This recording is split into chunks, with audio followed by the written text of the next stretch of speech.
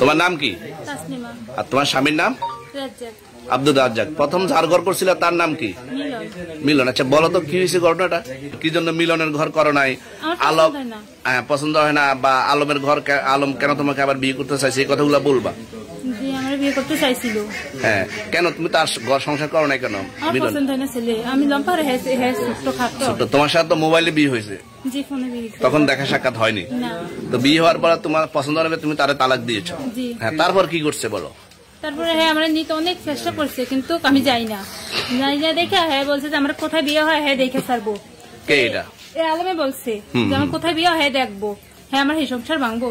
ঠিক হ্যাঁ এরকমই করছে। হ্যাঁ আমার জামাইছে তথ্য নিত, হ্যাঁ হ্যাঁ সবকিছু বললা আমার জামাই হ্যাঁ বাসাত নিচে নিয়ে সবকিছু হ্যাঁ মায়ে বলছে আর বইতে বলছে, হ্যাঁ মায়ের বইনে হাঞ্জা করে আমার স্বামীরে ধরে কান্না করছে যে হ্যাঁ ভালো না, হ্যাঁ খারাপ মেয়ে এই হয়েছে সে হয়েছে, অনেক ধরনের কথা বলছে। বলার পরে আমার স্বামী আমার কাছে আবার ফোন দিছে, ফোন দেওয়ার পরে আমাকে বলছে, এমনকি আমাদের নাম্বার পর্যন্ত দিছে।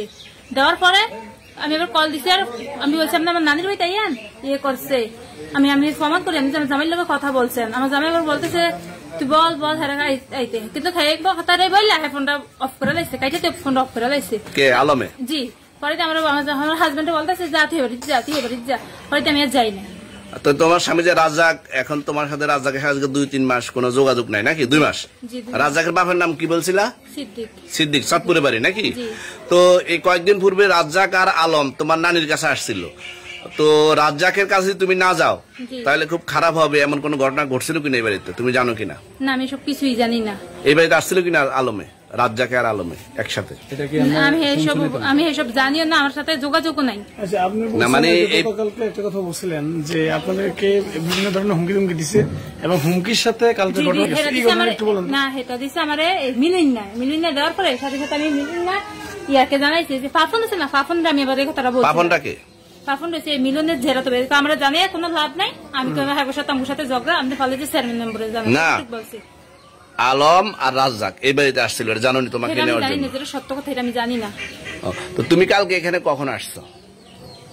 তোমার নানু যে মারা গেছে আমি ফোন গেছে রাত্রে 2টার দিকে, আমরা সকাল 6টার দিকে আসছিলাম। যেদিন মারা গেছে সেদিন আসছেন না তার আগে আসছেন? যেদিন মারা গেছে সেদিন আসছে। ও গতকালকে সকালে আসছে।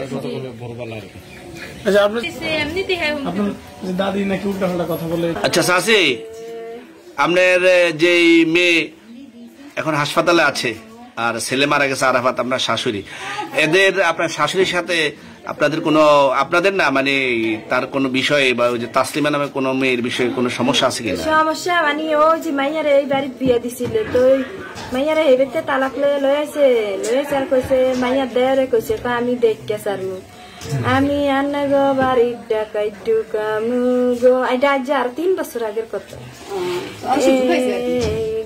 তার আবির মাইয়ার আবির আর কোনো বিয়ে দিছে ঢাকা দিছে, আর তো মাইয়ার হ্যাঁ এন মাইয়ার জামাই দেবে মাইয়া আই হচ্ছে জামাইরা নেয় না। তো অন্য সন্দেহ করছে যা হে জামাই আবির কি তদন্ত করতে নয়ছে আইসে, আর এই আলমেকে বাইক গেছে, আলমের আর হরি সন্দেহ করছে, একদিন খবর দিয়ে আনছে আমি তাসির জামাই থেকে বদনাম করে দিছে। হয় না আমি কি বদনাম করবো, এই সেই এডিল আর কি দ্বন্দ্ব হের লগে সবাই কইতাছে যে হ্যাঁ এই ইয়া করছে এই আলমে। আপনি কখন শুনছেন যে ওই ঘর থেকে ডাকাত বা কেউ বের হয়েছে এমন শুনছেন? 12:30। কয়জন বের হয়েছে শুনছেন? আমি হেডি দেখি না, আমি কি হেডি দেখি না কয়জন বের হয়েছে কয়জন আইছে আমি